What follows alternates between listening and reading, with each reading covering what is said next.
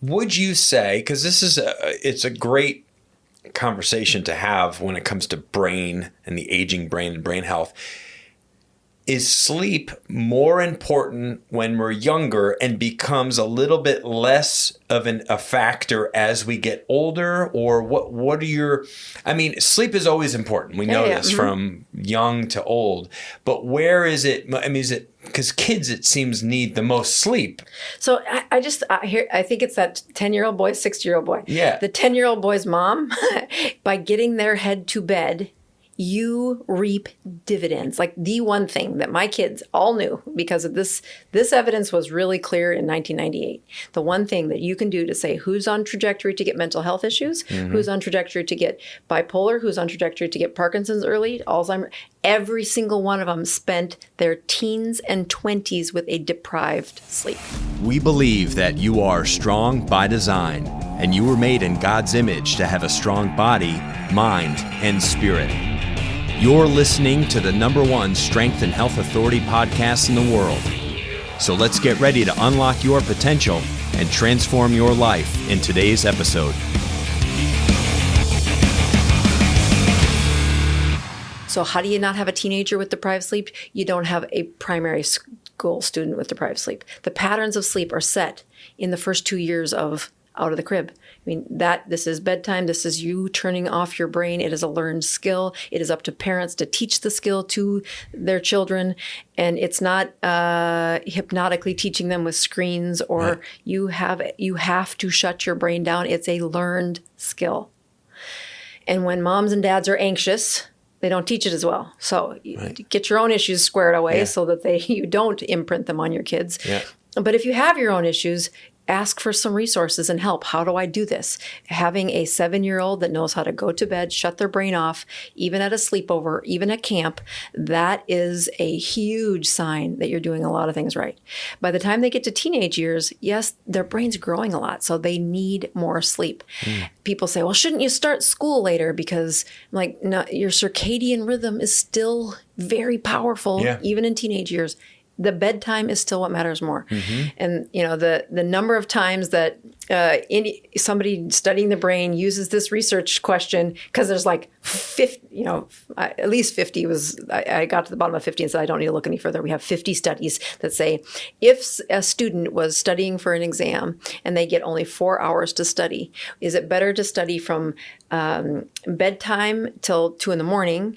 or to wake up 4 hours early to wake up? Yeah. So the shutdown time and then wake up time has to be consistent in a child's brain in order for the best retention, in order for the best growth of their brain, in order for the best wiring of their hippocampus. So if you're cramming and you have an exam at 9 a.m. or 10 a.m. the next morning, you're better off get to bed, get a good night's sleep, get up extra early, and cram right before the darn thing. Get up at 3 a.m. to do that studying. Don't, whatever, get up early. 3 a.m. is a little extreme, but you're saying if you only get 4 hours and you say, okay, get your head to bed. Of course, you don't begin practicing that behavior on the night of cramming. Your bedtime routine needs to have that stability. And you're about to be on the advent with a 10, 11-year-old saying, oh, guess what they do to teenagers now is they, put practices after that, plus homework after. It's intense. We spend a lot of hours in our family working on time management. Where is this? Are there times where I need to be the parent and take you out of practice, despite the consequences that you're not going to start on the lead team on Friday night. There's too much to do, and you still need to get to bed at a reasonable time. Right, but the importance has to be communicated from the people that matter most to the kid. And as much as you think teenagers don't, it is what matters. Like having that conversation with the coach saying, I can't have him out that late every night, so I'm going to take him out. You can get pissed at me. You can take him off the team, but I'm his mom. Yeah. And I'll tell you that's been harder as their sports get into that sophomore, junior, senior year because it becomes such a huge part of their identity. Yeah. But I've got son number 3. So by the third kid, we've got this perfect. The other 2 were pretty good, but the third kid is great at this. He is in bed between 8:15 or 8:45 and 9 o'clock. Oh, good for him. And wow, he's up that's great. But if he has a test, he's up at 4 o'clock. to study for the test. Wow, this kid's a machine. Yeah, that's and he did it without me. Like he knew this was what we've. Yeah. Well, he realized I like the results I'm getting when I do this. Yeah. So it's programmed into him now, and he's seeing positive results from it. So good for him, because it'll benefit him great as he gets older. Yeah. I mean, I don't know anybody, not one person, who makes it a point to go to bed at an earlier time, and they might get up at 4 or 4:30 or 5 a.m., that it hasn't improved their life substantially. Oh gosh. And I just need to get myself to that spot. Like You're imprinting. Do it now. you know what it is? It's almost like I burned myself out from all the years of going to bed early and getting up early to work with clients. Oh, wow. So years and years and years and years of going to bed at 9 o'clock as an early 20, mid 20, late 20-year-old. Oh, you've got the neural programming then. It's there, and I would have to get up at 4:30. I remember there was a time. It's a funny story. You're a storyteller, right? I'll tell a quick story. I graduated college. I was working. I was running some world gyms. I was opening these world gyms and stuff. And I lived like a town north of where I was working, so I had a good drive to get there. I had to open the place at 5 a.m. So it means I had to leave my house by like 4:10, 4:15 just to get there on time. So I was up at 3:30 to get. So I remember in my roommates, this is after college, so I'm like 22 years old. I had 3 roommates that worked in the restaurant business. I am up leaving. They have just still back from the bar, drinking, playing video games, and hanging out. And I'm like, see you guys. I got to go to work. Wow. So they're drunk, like picking on me, laughing, and I'm the one getting up like my life sucks, right? But I was also getting in really good shape, and all these other things. I remember at least I got to bed at a good time and got a good 6 hours of sleep or whatever it was, and felt reasonable because at least I was getting that good I was hitting an anabolic window by going to bed by 9-ish, even though I was only getting 6-7 hours of sleep. Well, I mean, so play those lives forward when they practice staying up at night, and we have a few rules on the refrigerator. Nothing good ever happens after midnight. It's true. Nothing good ever happens after midnight. But to then say pushing to be the counterculture in your friend group, that you're in bed at this insanely early hour according to everybody else, and they'll play those lives forward. How did that play? Yeah, how'd that work out for them? Yeah. Right. So now, you look at them 20 years later and you go, okay, this guy still smokes. This guy still drinks. This guy stays up still to 2 a.m. and is 50 pounds overweight. This guy does, so yeah. It is really, you'll say, I mean, there's a lot of intense people who push and they sell themselves that, my brain just works better at night. I'm a night owl. I'm like, that is a trained skill. It is a trained skill. You're talking yourself into that. Yeah. And you have a metabolism that has a rule that follows the sun. It does not change the rules. Even when they're the night shift worker for 30 years, the cortisol. It's all they know. Yep. They've seen some level of success with how they're living their life. However, if they made that big shift and went to bed earlier and woke up earlier to do those same things that they swear they're having great success with at 1 a.m. and 2 a.m., they'd be better at it, most likely doing it at 5 a.m. after a 7 or 8 hour night of sleep. Yeah. When I look at them, they'll come to see me. Let's say they're in their late 30s, early 40s. They've usually got that 20 pounds that won't come off, or maybe it's more. But they aren't healthy, and they've got a lot of things that are right on the edge. Their blood pressure is higher than it should be. They're a little bit overweight. Their brain can't stay focused, and they've been pushing that time clock to end too late in the day, sleep past what it should in the morning. And they've not had to pay this huge price, but now they want me to fix it. Like, okay, you've got several of these warnings that if we don't fix this, you'll be Beulah. You'll be with. What a name too, by the way. I mean, that's a South Dakota name. Is it Beulah? I mean, what is that? I've never met a woman named her since, and so she's the one Beulah. I'm like, Oh, God bless you. You know what? Oh, no, I can't even say what I just thought. I can't even say it. No, I can't even say it because it's a bad thing to even like bring up. But I think I actually have heard that name elsewhere in a movie that I shouldn't have seen as a young person. That my dad, he didn't apparently care what I saw as like an 8-year-old, and I think I've heard that name before. But it was. That's do you remember the triggering. movies? The Porky's movies? Oh, yes, yeah. Awful movies. I don't recommend them, especially to young people. They were awful. I was like 8 seeing Porky's. And I think the heavy set gym lady, Beulah, I think her name was Beulah. I swear to God, somebody check that out and leave a comment if you watch this or listen to this. I say, I don't know. It's ridiculous. I just outed myself. I saw Porky's when I was probably like 8 years old in the 80s. Your poor hippocampus. My poor hippocampus. I stunted my hippocampus with that one movie.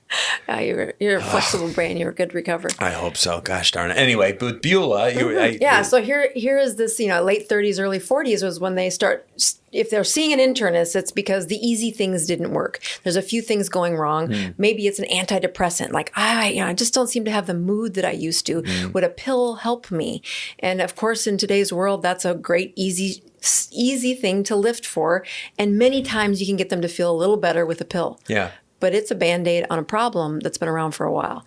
And I get people clicking off on, we can see on YouTube when people click off. And whenever I start to talk audience retention. I know. It's like, that's where I lost them in that video. Yeah. And you say, no, when you start talking about bedtimes being much earlier than what we practice, then you're the boring adult. You don't, party late into the night. But you also look at this shift in how do you have your gift, your talent that gets to last into your 70s and 80s, and that your lifespan and your health span match a little closer, that you get to use purpose in those 70s, 80s, 90s, not having that fragility of low muscle mass, an atrophied brain, one that has shrunk and the wiring is really stiff. It's not as flexible. And those cognitive issues that once they start, there's no reverse here. People say, oh, well, isn't there a pill for Alzheimer's? No, there's not, people. They are pills that are out there that have cost millions in research and development, and they do not work. They do not make them less demented. And when people say, well, can't I, because I talk about using a ketogenic diet, it's a different fuel. When the brain has an injury, give them a fuel of a ketone and you're going to see this awakening. I think that in general speaks to when brains don't work and you watch how transformative a reversal of poor health to good health is.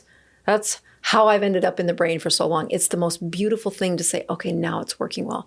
Go live the rest of your life. Oh. When you've got memory problems in the form of tau proteins and these plaques in their brain, we don't have a way out of that.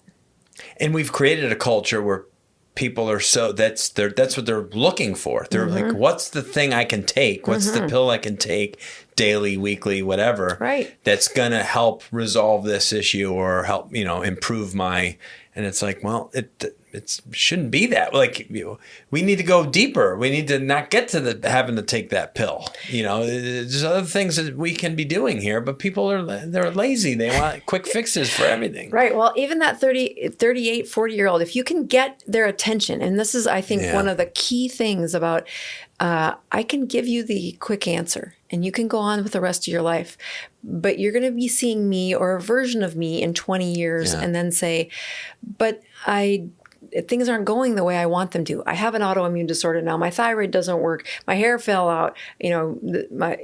Pick a list of the many metabolic problems, which are just a little tick in the tallies of how many of these do you need before we know the brain is severely affected by now. You can summarize this in one.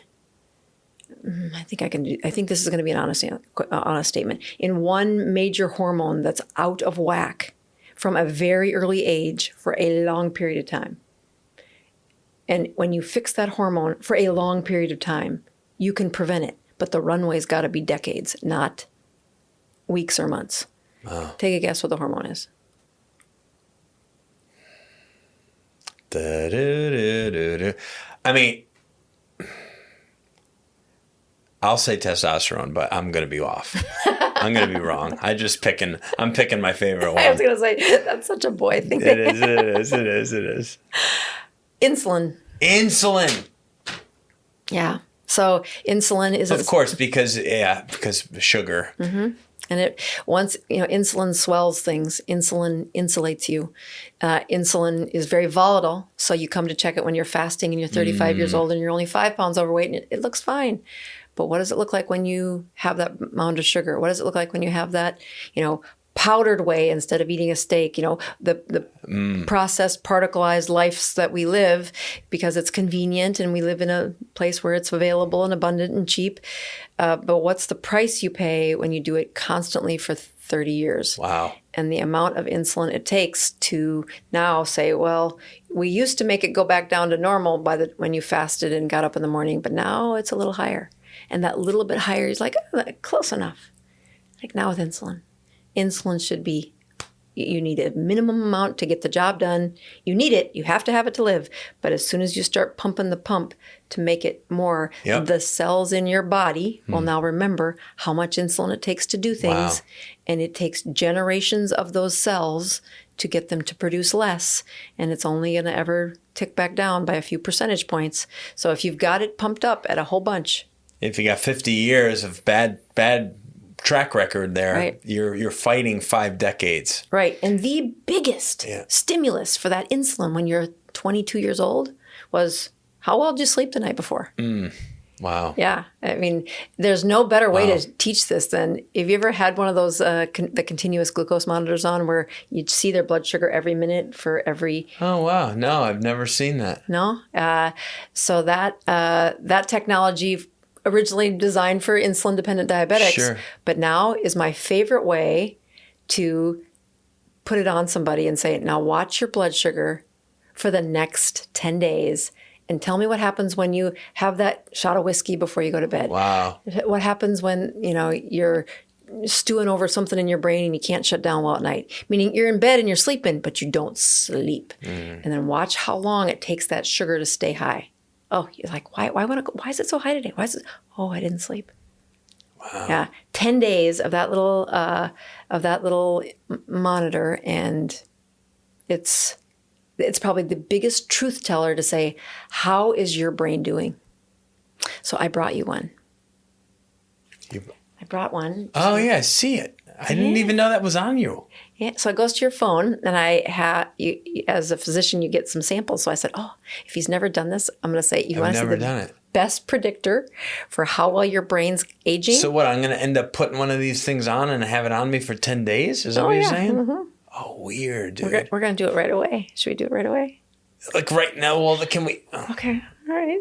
No, right now, like mid-podcast? We're just going to clip me with this thing? It's less than 10 seconds of putting it in. Come on. All right. Well, go ahead and get it. This is... I had no clue about this.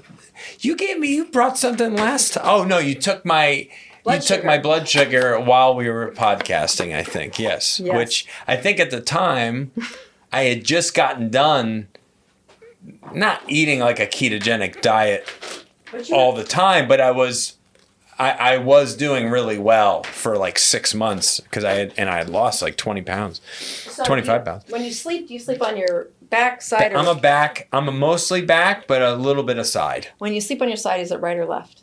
Usually my right. So let's put this in your left, because if you ever sleep on your side, if you sleep very rarely on my left. Okay. Now I can still work out and stuff with this thing on. Swimmer, you can do whatever you want. Does it hurt? Does it hurt? Every guy asks that, right? Because we're all wimps. So we will have to have you. We'll download the app and put it on your phone before I leave. Okay. So yeah. Oh boy. Let's see. Is it there? I didn't even feel nothing. See, done. So now you have a little microfilament inside under your skin. There's a little fiber optic, and that hangs out in the fat right under your skin. And it will constantly measure the blood sugar under your skin, and it sends it to your phone every 5 minutes. Oh my gosh, this is crazy. It's super fun. When did you get this new toy? Well, it's been around. Oh, it has. Yeah, and I... So this is what diabetics are operating with these things. But these are there's different levels of being diabetic, right? Right. So here's how this works. You can have one of these. You will have to pay cash because no insurance company will pay for you to have a monitor unless you're a diabetic who's injecting insulin. Right. Okay, so you would be somebody studying yourself, okay, which I think is how you really look at prevention. People say, I'm fine. Right. I'm like, here's what I want you to test in the next 10 days. I want you to have something that you love, something you soothe with food, like whether that's a fancy drink or a glass of wine or a beer or a pile of chocolate. And then I want you to watch what the sugars do over the next half an hour and then how quickly they drop down. Wow. The best predictor of whether or not you produce too much insulin isn't how high although how high it goes is one thing. It is how quickly it strikes down, and do you overshoot? Do you get hypoglycemic? When people say they're hypoglycemic, they think, well, eat more sugar. No, you're making too much insulin. Stop eating so much sugar. Wow. It's that sugar, that swelling, and that insulin effect that's really aging the brain 30 years before we ever get a clock that doesn't look right. Wow. Yeah. So I can't wait to hear how it turns out. Wow. All right. Well, this is... You work out. You can... The hardest I feel part... like Matt Damon in that movie where he had all these things like stuck into his body. Like, I mean, one is okay, I guess, but or Matrix, right? Or he wakes up in the little egg, and he's got all these things popped. You know, he's like he wakes up out of the Matrix. Okay, all right. So we'll see what when I people got going. ask me, what do I think the biggest predictor of somebody who's going to get dementia? A brain that's not working, a brain that doesn't age them as well. It is 30 years of too much insulin. Wow. Yeah, which is hard to prevent. That's the kind of thing where you say, yep, start with sleep, and then watch what happens when you do these normal things. Like, I'm pretty good. I worked out. I did fine. You're like, okay, what's your sugars? 10 days. So I'm getting at this point now, we've moved from 2 to 3 things. Like, if there's 3 things you can do for your brain, because we're working towards like, what are these top 5 things, right? I had this question, like, if we're going to give somebody a list, do these 5 things and you'll have a healthier brain. I'm getting that. Number 1, like, don't smoke. Number 2, sleep, and form those good sleep habits as young, obviously, as you possibly can. And then number 3, I'm getting like, watch your sugar intake. Right. Well, I think the key here. So I'll just give you a little insight into what's the rule where technology gets better every 6 months and cheaper. That whole thing. Yes. The first version of these, it was like $1,200 for every month that the diabetic would have to pay. Oh my gosh. Yeah. And now... Who can afford that? Right, nobody. That's ridiculous. It's a mortgage payment. It's covered by insurance. You're like, Nick, okay. So for 30 days, you get 3 of these little things. Each one of them lasts 10 days. You don't have to use them all in 30 days. You can... Well, in my family, I put one in me, one in my husband, and one in my son, and watch the difference. You just love... That's what happened. My wife always wants to prick me with stuff. She's a nurse. She's right. And she's always like, she used me a few times while she was in nursing school to like, hey, I got to do this. And she just wants to stick needles in people. I'm especially when they've got muscles and they're fit. It's perfect. It's fun. Ooh, she'll look at a vein. She'll like, ooh, that's a fun one. Right? You all like that. You all sick. No, but it's funny. So when they ask me, because there are several other things on the list, but it becomes like this academic answer, this esoteric place of, oh, yes, you should do these things better. Like, even when you say that about sleep, you get the click off of on most of these messages where they say, yeah, I'm fine. Yeah, right. And they are fine right now. It's what's happening in the future and how that brain, like you're actually a quarter turn off if you trained your brain in your 20s. A male's brain is not fully developed at like 26 years old. Right. And so if you have a season where you really practice this at 22, you can tap into that and, do some of the, like. That's when I was best at it, as a matter of fact. Right. I mean, so you have the firing. It's all in there. It's just activating it. Okay. And the best part is a habit stack it. Instead of getting up for the client, you're getting up for your kid. That's right. Yeah, That's right. That's right. And my kid's even more important to me than the client, right? The client I had to go train at 5:30 a.m. And as much as I loved them and loved that work, like I'll be a better, and my wife, she's like, you just get up earlier, like you'll get more accomplished. You'll feel better. You'll do things that you've been putting off because suddenly there's time for it, or whatever it is that if there's a skill or a hobby that you're after, or like get up earlier, get to bed earlier, life's better. The theory of that sounds great, but then we go into our lives and suddenly it's like the identity of who you are, that I stay up or I do this. Yeah. Data is one of the best places to say, let me just show you what's happening. Let me show you. So you can look at these other rules of aging and what matters, but there's nothing more profound than continuous glucose understanding. A 10-day experiment is, you will be you can't unsee it. Like, that's what happens. Will you have access to these numbers too? Okay, so just me, but I can share them with you obviously. Yeah. Okay. When they're my patient, we can hook up and their monitor can. That's really, we don't do that. I mean, I think the same thing happens. Why did I work so hard to teach them different steps about the importance of sleep, and here's some of these things that happen? It wasn't so that I could check on them. That is a lot of work for me. It was so that they could they could have that accountability to themselves. That understanding is what you're going to see in 10 days of this sugar. Well, this is cool. This is a total surprise, and I like this because the timing is good. Like, I've had it on my mind now for a while because, 2 years ago at this very moment, I was really 100% invested in health improvement and eating better and leaning out. And I did. I went from like 220 to like, too much weight loss. Actually, I was like 191 or 192, but I didn't I felt frail. I was like, but for me, I think my best weight, my optimal weight is in the low 200s. Okay. And I'm above that right now, and I want to, but the only way to get back there for me is improve sleep habits, improve nutrition habits, and exercise has always been stable for you, stable for me, which takes me into my next question. How important is movement and exercise on cognitive health? There's lots of data on this. Yeah. The data that I'm about to share, and that is the muscle mass is one of the biggest predictors for how well that activity rate is, or mental cognition is, in those last 2 decades of life. Muscle mass, especially when you get into the 65 and older, is very difficult to improve. Yeah. You can maintain, but to make muscle mass happen after the age of 65. So so there's a couple of mortality measurements. One of them is grip strength.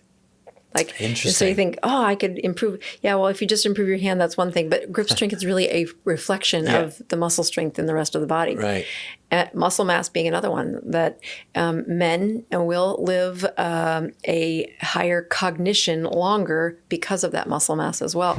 Women tend to have higher amount of fat in their bodies, and that if they can improve the muscle mass, that is one of the biggest carriers to say, in those elder years, did their brain work better? Wow. So the movement and the activity, especially leading to a muscle growth, or at least don't let it decline. It's actually one of the hardest parts that we've had in the last 2 years, where Ozempic, have you heard of this drug, Ozempic? I have. I think I've seen one of those commercials? Silly commercials for it, with the other 967 ones that they love.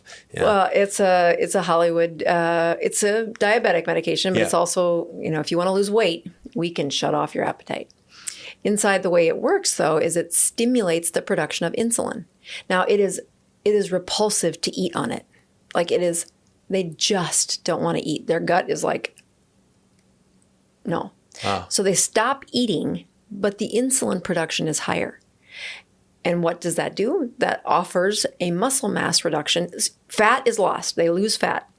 But instead of somebody who's losing 50 pounds to have 70% of it to be fat loss and only 30 to 25 to 30, mass loss. Right? They have 50-50. Oh, that's not good at all. It's terrible. It's terrible. So then they're losing more muscle mass. And of course, when you stop the drug, the behaviors that led you to put that food in your mouth and the coping skill, all the stuff that's the long game for losing weight, well, they come back. But now you are the amount of muscle mass they've lost because of the way that chemistry shifts increases the insulin production while stopping food. Wow. So it is not the same muscle loss that you get when you're in a ketogenic state, which is muscle protective. Yeah. It prefers the fats. When you're in a ketogenic state, fat cells open, muscle cells do not get sacrificed as easily. Wow. So it is that having muscle mass build and having that in your routine, that's you get a win for that. And again, it's a momentum thing too. As you said, it's like if you've been following a good exercise regimen through your 20s and 30s into your 40s and 50s, you're setting yourself up, even if you're maybe not as aggressive or not as active, not as intense with your training as you get older, you've established such a good foundation there that it's not about how much more muscle can I build. It's more maintenance mode, as you said. Like the body's going to, be breaking down and deteriorating a little bit, like I realize, but I have a really good baseline. So if I lose a little bit of muscle, I'm still. So if I was looking at how I would project your brain development, that 20-year-old gig that you did for a while, it's actually really a big part of the history. Like, is there a time where they did a habit that's hard that they want to reenact, but they practiced it before the age of 25? Yeah. It's why parenting shouldn't end until you're 25. Yeah, right. Now you should move on, move on. But that is that imprinting of getting them to do difficult things and get through those. We're still influential into their early mid-20s. Yeah. Is basically, especially with boys who take kind of forever to grow up. Right. Yeah. Well, God gave me 3 of those, so I can give you. Right. At least the third one you got. Yeah. By the third one you got it right, as you said. We're going to throw the other 2 away. The first 2. So the first thing that is good in your history is you have a season before 25 where you practiced a behavior that's hard to recreate, but you've got that. The second thing is you're not a smoker. Right. I mean, that's a huge part. The other part is that your muscle mass is above normal. I mean, that's such a good protector. And even though they have seasons where they put on more weight and then they want to take it off, okay, improving the habits based on that foundation, you are a quarter turn off of saying, well, how do I get the benefits of not having Beulah? Not having dementia for 25 years in a nursing home where nobody visits her anymore.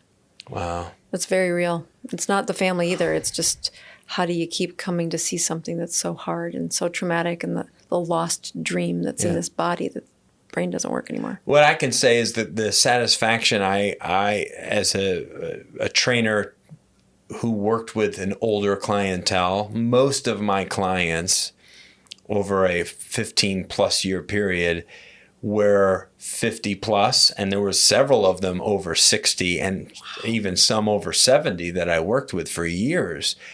And what I found was their moods, not just their physical improvements, but their moods the more they came, the better they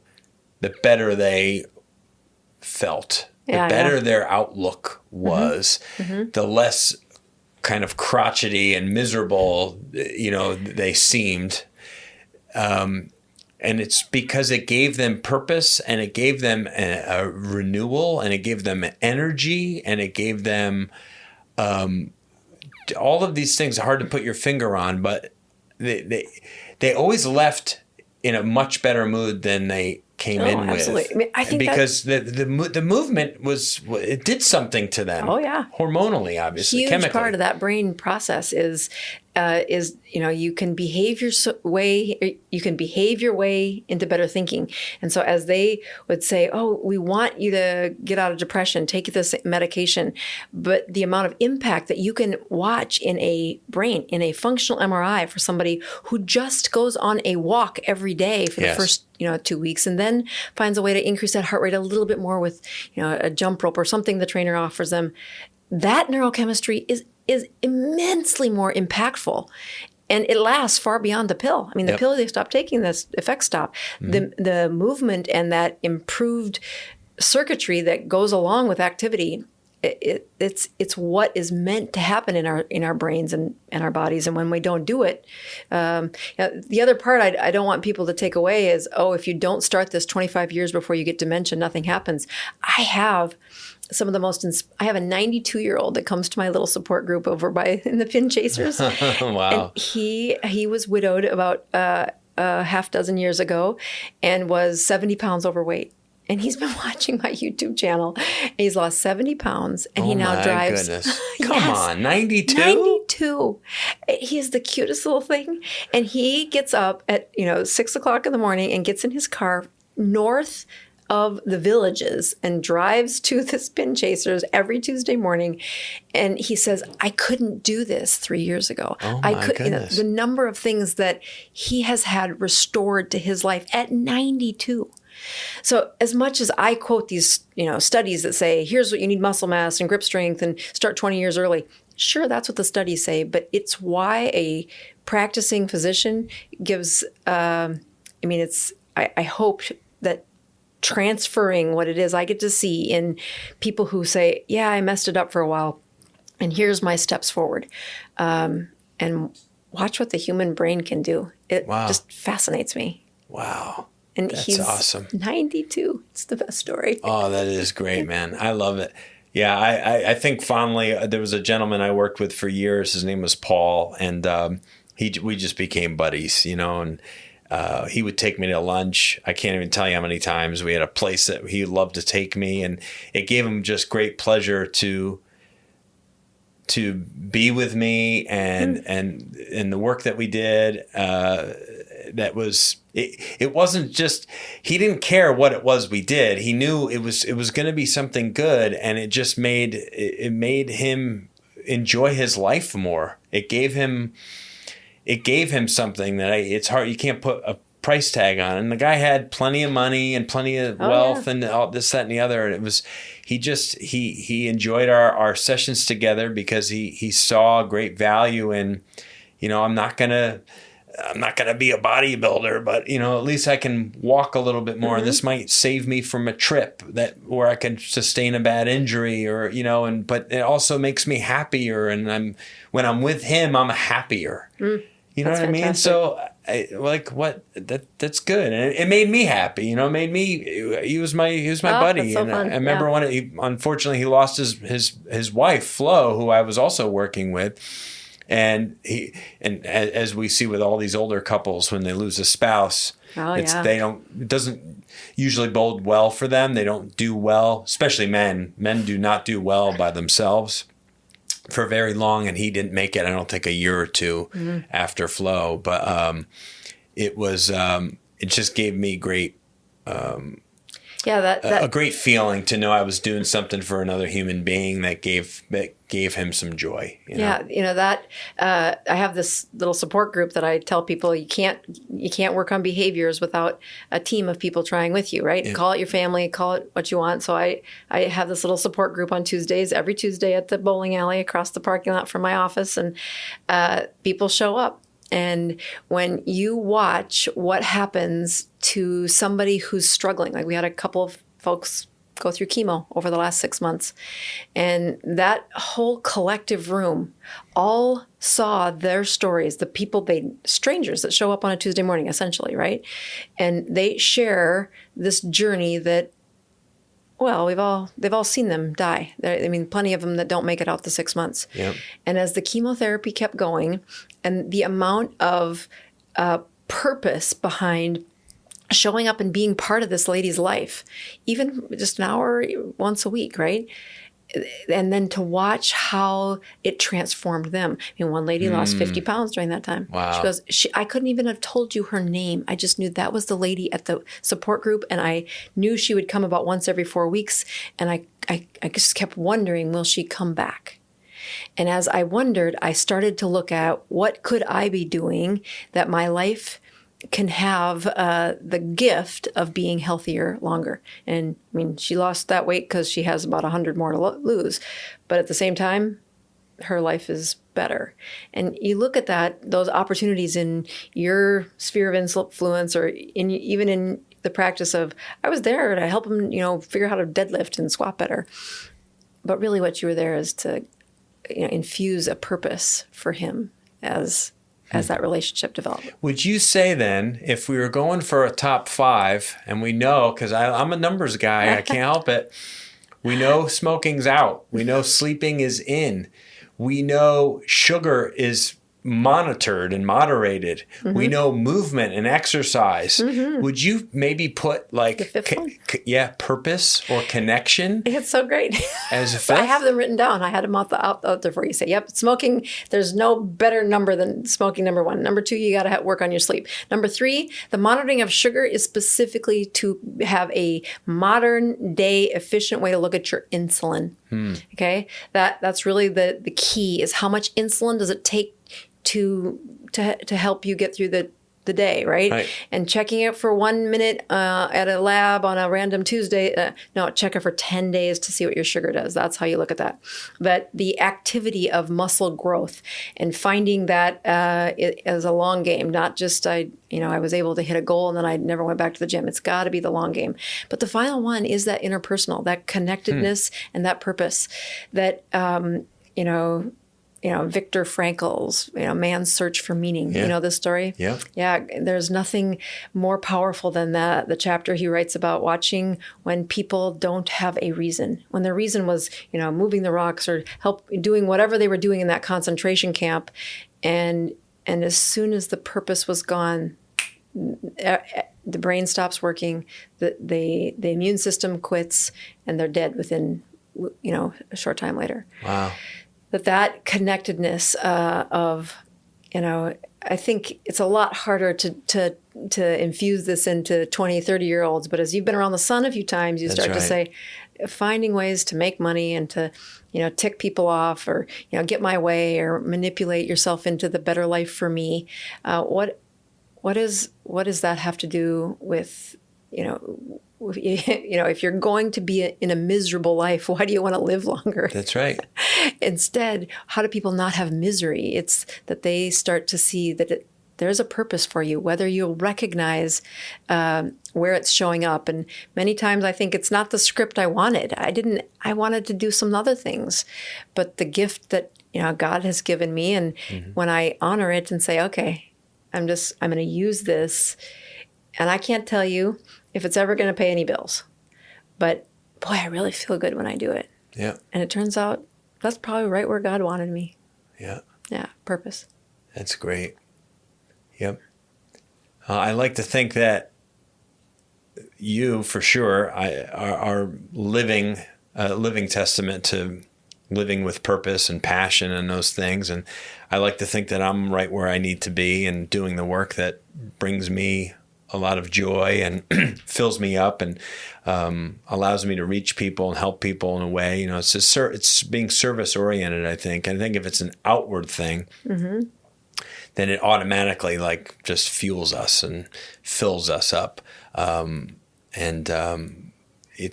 just can, all I can hope for is that the people listening, that's something that you have. And if you don't have it, that you go find it, because you don't want to be left sitting there, I don't think, in your 60s or 70s going, what now? What How do next? I find that? How do I tap into that? You need to know. You've had to mentor many people along the way that says that they're missing it. So what advice do you give them when they're struggling to say, what am I supposed to be when I grow up? What am I supposed to do? When they have that and they've been in your life, what do you tell them to do? That's really good. for me, obviously, my rock for especially the last 10 years, is what I grew up with too, but has been faith related and leaning on that I was specially and beautifully created, and I need to lean on that, and the only true peace that I'll have is in that creation by God, and that I need to walk this narrow path, and it's very easy to get tripped up and to fall off. But I feel like I think for me it's reaching others, it's service to other people, which is that connection thing, and it satisfies all those other things that we're talking about in terms of movement of the body and all these things, like all these things that give me great joy, kind of point towards living in that connectedness and that outward focus, that service-oriented focus. I mean, we have 7 core values here in our company at Critical Bench, and I've kind of personally adopted these 7 things that we've had established as our founding principles into my own personal life, because they just make sense. Living with passion is the P, and living with integrity is the I, and living in gratitude is the G, and service oriented is the S.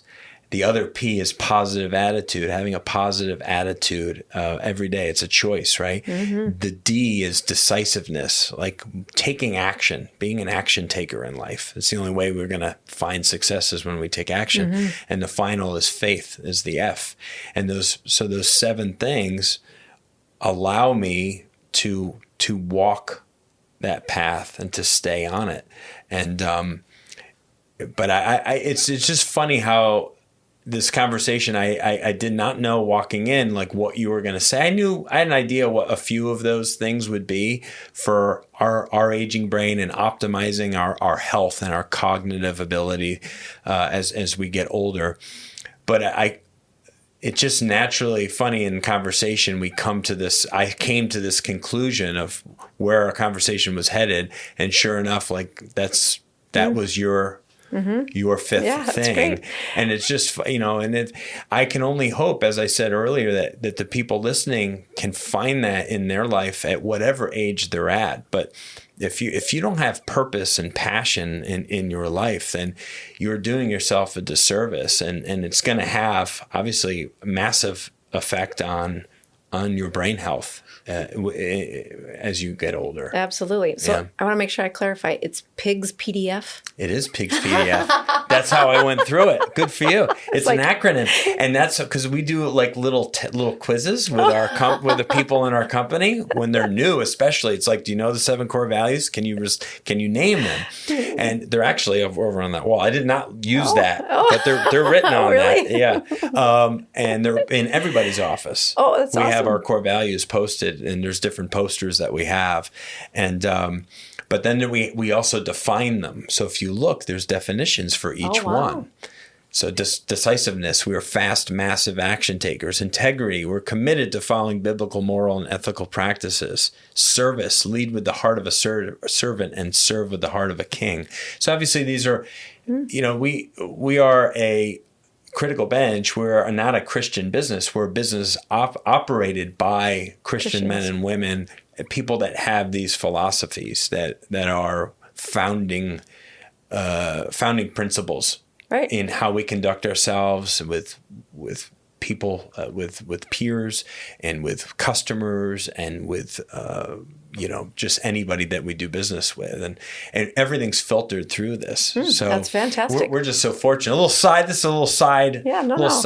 tangent there, but about our conversation. But this is all. This is just great stuff. I love it. I love talking about it. Well, there's a very few times that I actually get to, be in a place where, and I talk about my faith, I don't run away from it, but I'll tell you, when you're in an exam room, people are very vulnerable. Yes. And as much as I've seen it abusively used in that moment of authority and power, but I don't think it was what they were intending, but that's what the perception is from the patient. So I've been really careful to say, share my life, share my faith. But when I launched into the YouTube world, it really did change that I had to remind myself of what was really tempting. Like, I could do a few things that didn't have to do with, I could make the clickbait. I call it food porn. Yeah. I could teach all the things that would make people really click on my channel. And I had to kind of, those looking at those, as you say those, I'm like, oh yeah, that's a lot of sorting that I did too. And when I look at these 5 things that I'd written down saying, what would I put as the highest priority? It's a major part of my company now too, that if they can't find their purpose, then, sometimes we're the closest thing to a Bible anybody ever reads. And to watch your life is saying, well, I've got plenty of wounds. I've got plenty of valleys that there were other people walking alongside me as I walked out of it. And so I'm really, it's very impressive. I didn't know that was your PIGS PDF. It's PIGS PDF.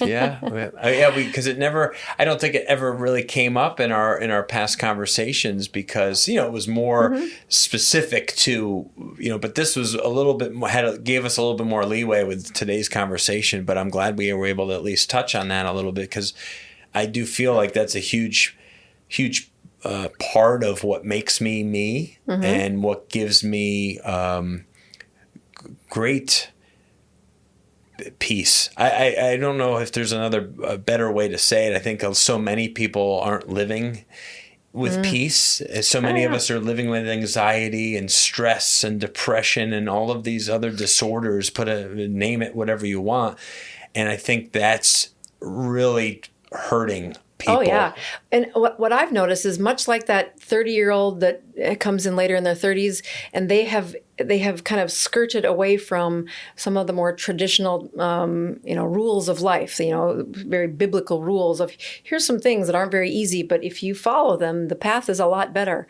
And you think, I'm fine. I can do without it. I can get away from, that's an old fashioned. And, as I lead a team of young people, but also those that have been around the sun more than me, and they have found their way away from some rules that are very clearly not going to play forward very well. And they're paying for that. Yep. And you say, you know what? The list of rules, you can see it as constraining, that you're a Christian, so these are the things you're not supposed to do. But when you can find a way to live within that, the rest of this is so much easier. Oh my gosh, that structure creates the freedom that we all desire. It's a huge process of improving how your outcome is that, that the long game of consistent and stable and a narrower path that does lead to the abundance. Yeah. So I know you have a rapid fire question for me at the end, but I wanted to say, if there was one place that I thought this conversation might go that we probably don't have time for today, but a reason you might want to bring me back. I'll tell you, the first time I got scolded in medicine was when I was frustrated and I was trying to find these lectures in medicine to talk about. And I am in this very depressed female market of Salt Lake City, Utah, and I've given several easy lectures. And over the course of about a month, I have several women come in that had said they had never had an orgasm. Funny you say this. No, go ahead. Keep going. And it fits into the brain is that the idea that you can be a 45, 50-year-old, one of them was almost 70, and had never had an orgasm, and wondered why her brain was, she was very stiff emotionally, like there was a problem. Right. And so I worked with them, and finally I just said, no, here's the problem. You're going to need an orgasm. And I said, I'm going to do a lecture on this because I don't have time right now. And I had a lecture, said, okay, the female orgasm and why it's good for your brain. Wow. And I had invited about 4 couples that had been seeing me. And I showed up to do my little lecture, and the whole room was full, standing room only.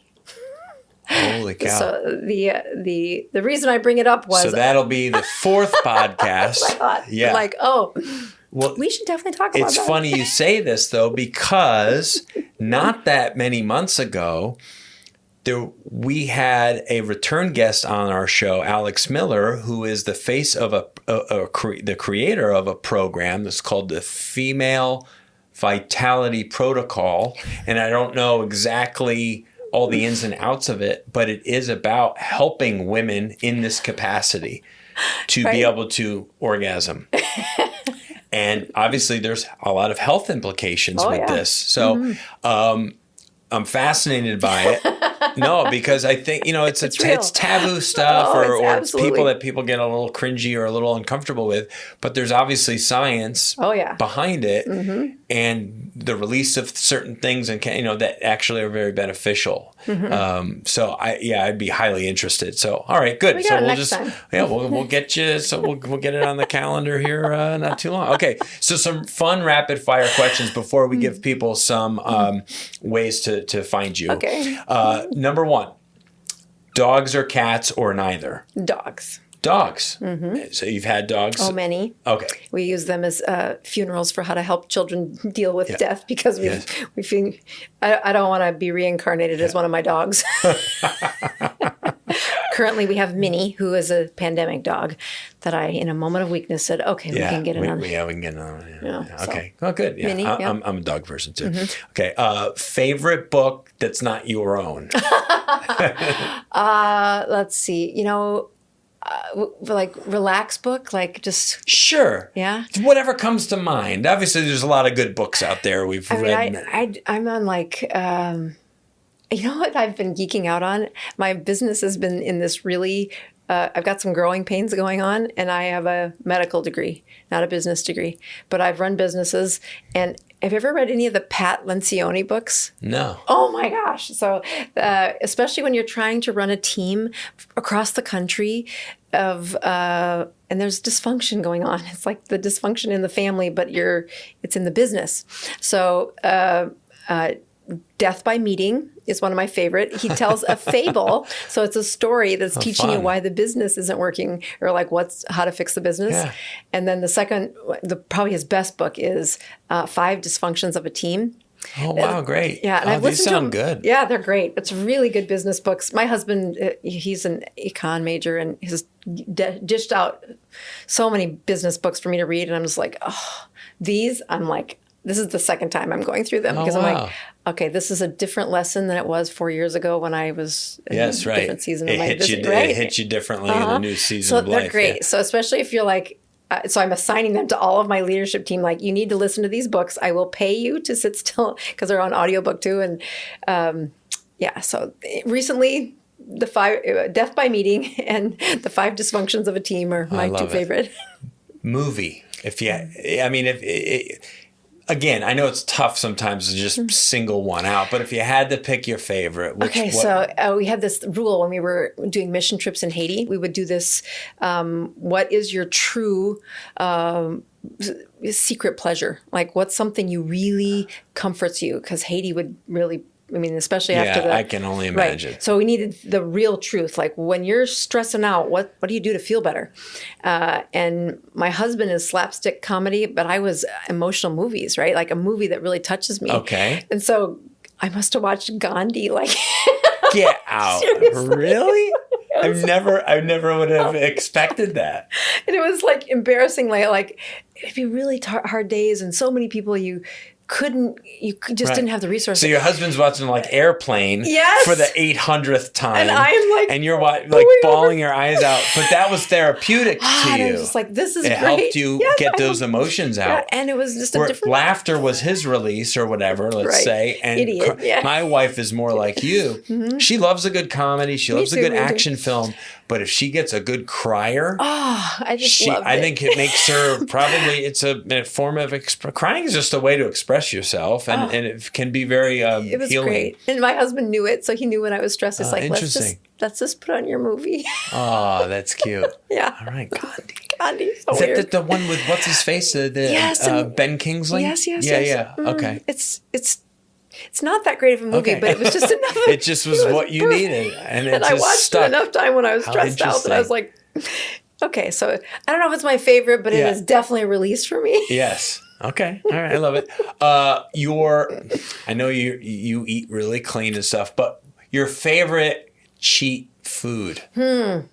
Okay. It doesn't even have to be that bad for you, but if I'm gonna not do keto, if I'm gonna have something that I know is gonna push me out of ketosis, I really like a glass of wine. Like, I don't do it very often, but it's my favorite to say, okay, I like that. I was telling you when I first walked in that I don't feel good after doing it. So it's like, twice a month if you're... Right. It's like, was it worth it? Was it worth it? Yeah. And that's a bigger conversation that I have not every year that I go around the sun. But it's still... ice cream is another, I grew up that Wine and ice cream. Wine and ice cream. Two of my favorites. Right. Yep. All right. That's good. All right. Final one. This is... I don't think I've ever asked this one before, actually. You ready? If you could spend... could be an hour or a day with somebody in your life, dead or alive, someone from your your earliest memories to now that is not currently maybe in your life that you could spend an hour or a day with, who would you say? Oh, I've totally thought about this question over the last probably 2 months. So my dad's mother named Gladys, there's some parts of her history that do not add up. And nobody in the family will talk about it. Very interesting. So you would love the opportunity what the heck happened there? Yeah. To pick her brain a little bit and know a little bit more. Yeah, I would totally pick that. Right. Gladys. Gladys, I know, right? It's Where are you, Beulah. Gladys? Give me those answers, Gladys. It's almost like a Beulah. Yeah, it's almost like a Beulah. But it's good. It's a step up from Beulah, okay? Gladys, let's face it, Gladys is better than Beulah. So places people can go, of course, they go to your website, bozmd.com, right. BOZMD.com. Really easy. You're on Facebook. As we've talked about, you're all over YouTube. You have like 500-something thousand subscribers. Yeah, we're getting almost 500,000. And we were at 250 for probably 2 years. I'm telling you, I feel like the last time I looked, you were in the 2s or 3s, and it's like 5 or something. Yeah, it really is. So every one of those subscribers we've worked for. Yeah, you have. That's awesome. But you're putting up content, several videos a week. Yeah. So it's good. It's been a good rhythm, right? That's great. You're on Instagram as well. You have a big following there too. So is there anywhere else people should go? I mean, Dr. Boz, if they just look up Dr. Boz, they're going to find you. But I'll tell you what I think people miss. BozMD.com is the place where is like the home plate. And there is a page on there called Dr. Boz Favorites where I try to keep it pretty fresh. And so one of the places that we're working to help people with is this CGM. Yeah. Opportunities like this. I don't know still there. It's great. That we want people to study themselves. And so we're trying to figure out how do we get it for people, because it takes a prescription to do it and you have to sign some forms. So as we look at maybe a way of offering this to people in the future, check out there. If we solve the puzzle, it'll be on the Dr. Boz Favorites. And then we put things on there every couple of weeks, just stuff we're doing. So stuff I'm trying out. And all right. Yeah. So that's another place. It's just inner circle stuff that people know when they follow me on Tuesday nights, which is where I'm live, and there's no script. I mean, there's a script, but there's no script. Like, here's my plan to talk about. And so I can riff for an hour, but those people know about that. But that's probably the best little hidden secret of where I keep things. Yeah. I love it. Dr. Boz Favorites. Yeah. Well, thank you, listeners. And thank you so much for all your time and your I can't passion. wait for the report. I know. I'm sure. I'm anxious and a little nervous and scared, and I'm obviously going to be on your wife's probably gonna love me. Slightly better behavior for the next 10 days, just so my numbers aren't ridiculously awful. But I appreciate, of course, all of your time and passion and the work that you do. And listeners, thank you for coming back for another episode here on the Strong by Design podcast. This is certainly another two-parter. Anytime we go way over an hour, we usually break it up, but that's good, and it's fun. It gives us more material, and it's always a pleasure to have Dr. Boz. And we already have our fourth podcast scripted, so we're good to go. And she'll be back at some point later this year or early next year for sure. Come back every Wednesday when a new episode releases on the Strong by Design podcast. We thank you for finding us, and please share this episode with a friend or a family member who can benefit from all of the great information that Dr. Boz shared today about your aging brain. And we'll talk with you very soon. God bless you. Thank you so much for listening to the Strong by Design podcast. If you found value in today's episode, please subscribe so that more people can find out about our show. Plus, you don't want to miss any future episodes with the amazing guests and topics we have lined up for you.